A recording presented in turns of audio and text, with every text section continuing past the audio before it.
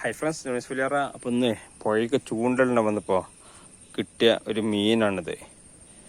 ഈ മീനിനെ ഞങ്ങളിവിടെ മഞ്ഞാളേട്ട എന്നിട്ട് വിളിക്കുക. ഈ ഒരു സ്വർണത്തിൻ്റെ നാറാണ് അതിനങ്ങനെ വിളിക്കാനുള്ള കാരണം. അതേമാതിരി ഇതിനെ കാണാൻ ഇപ്പോൾ ഈ ഒരു മഴക്കാലത്ത് ഈ ഒരു മഞ്ഞാളേട്ടനെ കാണാൻ നല്ല ലുക്കാണ്. ഇതൊക്കെ ചോന്ത വാല്, അതിൻ്റെ അപ്പുറം കറുപ്പ് ഒരു അടയാളം, പിന്നെ സ്വർണ്ണ നിറത്തിൽ.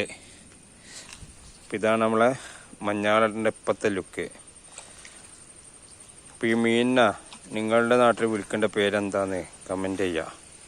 ഈ ഒരു ടൈമിലാണ് ഈ ഒരു മഞ്ഞാളേട്ടനെ കാണാൻ അതിമനോരകം. കണ്ടില്ല, അതിൻ്റെ ചിറകണ്ട, ചിറക് സ്വർണത്തിൻ്റെ ചിറക്, അടിഭാഗം വെള്ള നിറം, ചിറകൊക്കെ നല്ല മഞ്ഞയും സ്വർണ്ണവും ഒക്കെ കണ്ട്. കണ്ടില്ലേ, ഇതിൻ്റെ മഞ്ഞാളേട്ടൻ തിരിച്ചറിയാനുള്ള ഒരേ ഒരു അടയാളം എന്താ, ഈ ഒരു കറുത്ത പൊട്ടാട്ടാ.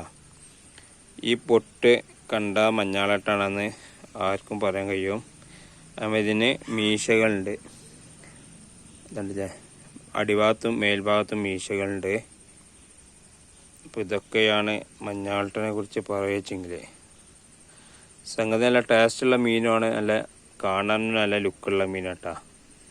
ഇവയെ വളർത്താനൊക്കെ പറ്റേണ്ട ഒരു മീനാണ്. അപ്പോൾ ഇതിനെ പിടിക്കാൻ മെയിനായിട്ട് കോഴിക്കുടൽ അതുപോലെ തന്നെ മത്തിയൊക്കെ ഇട്ടുകൊടുത്താലേ ഈ മീന് പെട്ടെന്ന് ചൂണ്ടൊക്കെ കൊടുക്കും. അപ്പോൾ ഇതൊക്കെയാണ് മഞ്ഞാളേട്ടനെ കുറിച്ച് പറയാനുള്ളത്. കണ്ടില്ലേ, നല്ല കാണാൻ സൗന്ദര്യമുള്ള മീന്.